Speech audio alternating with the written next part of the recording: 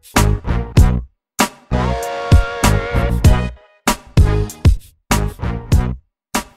cette vidéo, on va faire du grec.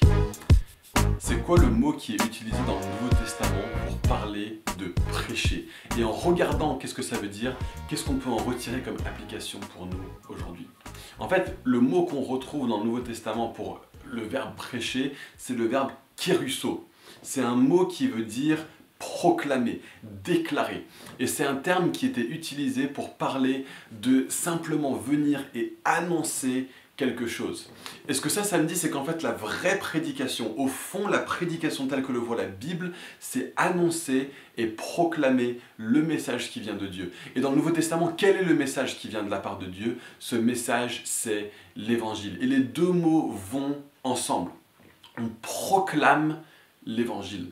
Donc lorsque vous prêchez, voyez la majorité de ce que vous faites, voyez la plus grande partie de ce que vous faites, voyez le cœur et le noyau de ce que vous faites comme étant une proclamation de l'Évangile. Alors à nouveau, quand je dis l'Évangile, c'est super important de qualifier, de donner encore un mot grec qui nous aide à comprendre quel est le centre de ce qu'on proclame, quel est le centre de ce qu'on prêche, et tout le reste est une explication et une application de cela dans tel domaine théologique, dans telle partie de la vie chrétienne, dans telle sphère de notre vie et de transformation de cœur. L'évangile dans le monde gréco-romain était un terme technique. En grec, on disait euangelion. Étymologiquement, c'est composé de deux mots, qui veut dire bon et angelion qui veut dire nouvelle, annonce, proclamation. Et quand on prend les deux mots euangelion, on voit que ça veut dire bonne nouvelle. Et donc nous, on peut se dire, ah bah oui, l'évangile, c'est la bonne nouvelle. Oui, mais quelle bonne nouvelle? Ça suffit pas de simplement dire la bonne nouvelle. C'est quel type de bonne nouvelle? Le Nouveau Testament va dire que c'est la bonne nouvelle concernant Christ. Mais ça ne nous suffit pas. Le Nouveau Testament va parler de la bonne nouvelle du royaume, de la bonne nouvelle de Dieu. Il va parler de la bonne nouvelle de la grâce de Dieu. Mais ça ne suffit pas encore pour bien comprendre tout ce qui était compris dans ce mot pour les auteurs du Nouveau Testament. En fait, c'est comme aujourd'hui le mot parlement. On peut prendre l'étymologie du mot parlement et se dire ok, bon bah c'est un endroit où on parle. Oui, c'est un endroit où on parle, mais c'est beaucoup plus que ça. Et tous ceux qui ont fait l'école laïque gratuite et obligatoire sauront que ça veut dire plus que ça. C'est un endroit où les gens se réunissent pour parler, oui, mais pas de n'importe quoi. Ils parlent des lois du pays et ils décident ensemble de mettre en place les différentes lois pour notre pays. Et bien le mot euangelion, c'était la même chose. Oui, il y a un sens étymologique, mais le sens d'usage à l'époque était bien plus profond et bien plus fort que ça. C'était, en fait, un euangelion était un message qui concernait un roi. Et donc un euangelion était écrit sur un rouleau pour être apporté et pour être proclamé dans toutes les villes à chaque fois qu'un roi naissait, à chaque fois qu'un nouveau roi accédait au trône après la mort du roi précédent, ou après qu'un roi gagnait une victoire au combat. Et donc une personne allait de ville en ville en ville, on l'appelait l'euangelistes, l'évangéliste, et cet évangéliste déroulait le rouleau et lisait l'évangile. Il proclamait aux gens, voici aujourd'hui la vérité sur le roi. Un nouveau roi est né, ou un nouveau roi est accédé sur le trône, ou le roi a gagné la victoire. Et voici ce que ça veut dire.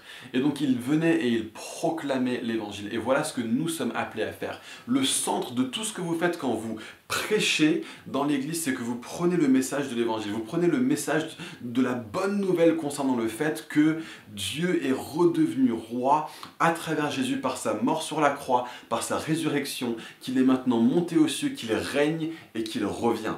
Voilà le message que vous allez proclamer. Voilà le cœur de ce qui va être là. C'est une proclamation de Jésus, de sa divinité, de sa royauté, de sa force, de sa puissance, de sa splendeur, de notre appel à se soumettre à la réalité de ce roi-là. Et ayant proclamé ça d'une façon ou d'une autre, ayant proclamé que par sa mort, il a terrassé la culpabilité qui pesait sur nous, il nous a réconciliés avec le Père, par sa résurrection, il nous a rendus à la vie, il est devenu le premier-né d'entre les morts afin d'être en tout le premier. Par son ascension, il est maintenant assis dans les lieux célestes et toute autorité lui a été donnée et qu'il revient pour juger les vivants et les morts. En proclamant soit une partie, soit la totalité de ce message, vous allez ensuite l'appliquer à partir de la vérité que vous voyez dans le texte, à partir de la chose que vous avez à cœur d'enseigner. Mais commencez toujours avec l'évangile. Faites de votre prédication une proclamation de la vérité concernant Jésus. C'est pas simplement une explication de différentes vérités bibliques, de différentes vérités théologiques.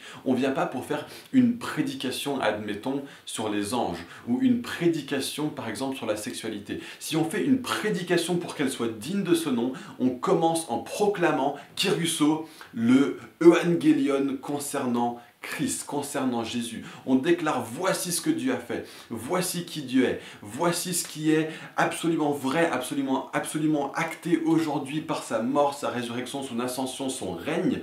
Et voici maintenant ce que ça veut dire pour nous en termes de la sexualité, en termes des finances, en termes de ceci, de cela, de ceci, de cela. Mais ça commence avec une proclamation de l'évangile, parce que c'est l'évangile qui transforme profondément les gens, c'est l'évangile qui est le message, la base et le fondement de tout ce que les chrétiens ont à enseigner. On n'est pas là à faire du moralisme, on n'est pas là à enseigner un nouveau comportement juste parce que c'est bien de se comporter comme ça. On est là en train de dire il y a un nouveau mode de vie, il y a un nouveau style de vie, il y a une nouvelle voie, il y a un nouveau chemin, parce qu'il y a un nouveau roi, vous êtes appelés à devenir ses citoyens, et si vous êtes devenus ses citoyens, voilà le style de vie qui se rapporte à l'évangile. Quand Paul dit à Tite, enseigne ce qui correspond à la saine doctrine, dans Tite chapitre 2. Ce qu'il est en train de dire, c'est pas enseigne la saine doctrine, il dit enseigne le style de vie qui se rapporte à la saine doctrine. Donc ça commence bien sûr en parlant de la saine doctrine, en parlant du message de l'évangile de Jésus le Sauveur, de Jésus le Seigneur. Mais ayant proclamé ça, on va ensuite enseigner aux gens, on va ensuite appliquer ça dans la vie des gens pour que leur vie soit transformée. Donc refusez-vous de parler devant un groupe de chrétiens, de prêcher sans que ce soit fondé dans le message de l'évangile. 1, parce que la prédication n'est rien d'autre que l'annonce de l'évangile. 2, parce qu'il n'y a que l'évangile qui transforme profondément et durablement les gens.